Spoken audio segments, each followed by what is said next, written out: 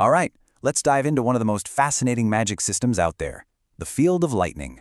We're going to break down how it lets you build something real, something tangible, from nothing more than a thought.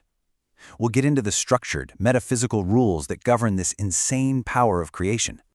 So, let's just start with the biggest question, right? The one that's at the heart of this whole thing. How do you actually take an idea, just a fleeting image in your mind, and make it solid? Give it substance? It sounds impossible, but as we're about to see, it's not magic in the chaotic sense. It's a process, a very specific metaphysical process. Okay, so our story, our investigation, really kicks off with a problem. Mitsuki, Arlene, and Helios are looking at the elemental pools, and they spot something off. The energy that's feeding the pool of lightning? It's way weaker than the others. It's there, sure, but it's just a trickle.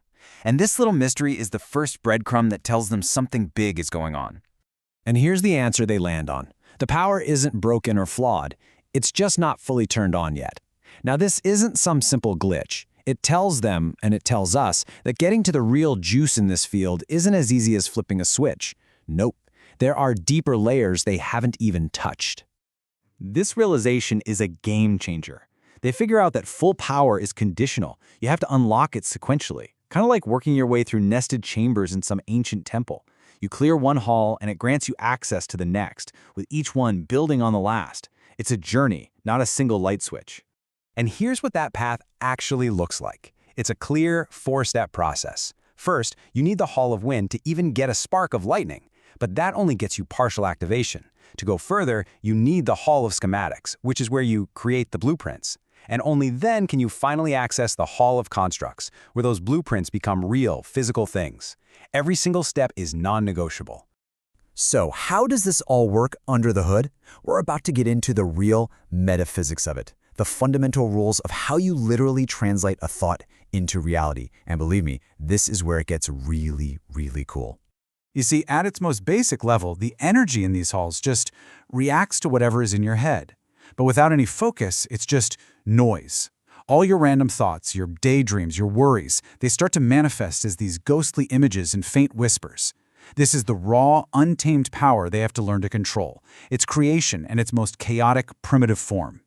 And Helios, he's the one who breaks it all down. He says there are 3 non-negotiable steps to do this right. First, you need a blueprint, not a vague idea, but a focused, concrete design. Second, you have to define its material properties. What's it made of? How does it move? What does it do?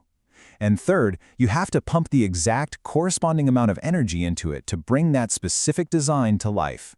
Now, just when you think this is all getting a little too abstract, Arlene comes in with this amazing connection. She brings up the biblical vision of the Valley of Dry Bones. And this analogy is just perfect. It gives us a powerful, familiar framework for understanding this whole step-by-step creation thing.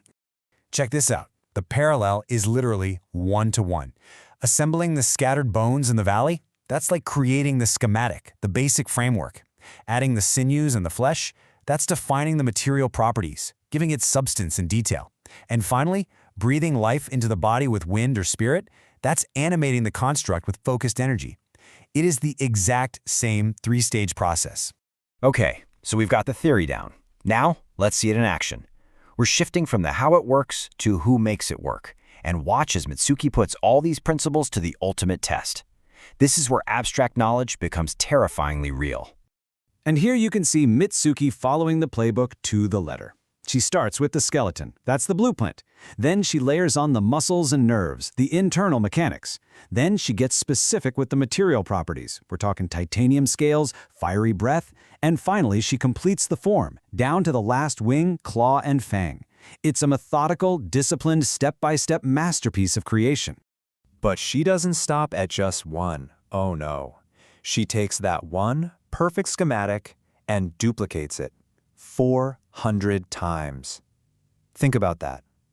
This isn't just creating a single life form, it's manufacturing an entire army from a single, perfectly defined thought.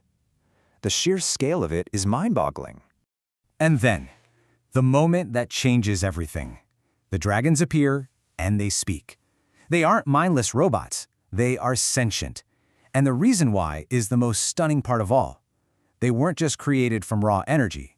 They were born from Mitsuki's own spiritual and mental energy.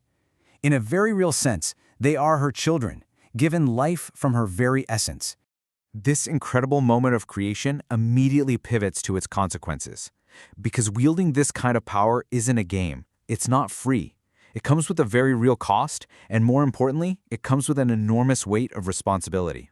Look at this. Creating 400 sentient dragons took a massive chunk out of the energy pools. The cost is tangible. It's a direct transaction. Creation demands energy, and the more complex and numerous your creations, the more you spend. This puts a hard physical limit on what a creator can do. And this is where Arlene steps in to lay down the law. First, and most importantly, these beings are alive and aware. You can't just hit an undo button. That's a huge ethical line you can't cross. Second, there's the logistics. You have to manage your energy reserves constantly, because if you run low, you don't just fail to make new things. You could actually starve the beings you've already created. This is the true burden of a creator. So, what it all boils down to is this. The power to create is fundamentally tied to the duty to care for that creation. It's not a fleeting act of power, it is a permanent commitment. The moment you create, you become a guardian. So I'll leave you with this to chew on. If you had this power in your hands, if you understood all the rules, the metaphysics, and the heavy ethical burdens we've just talked about, what would be your first, absolute, unbreakable rule of creation?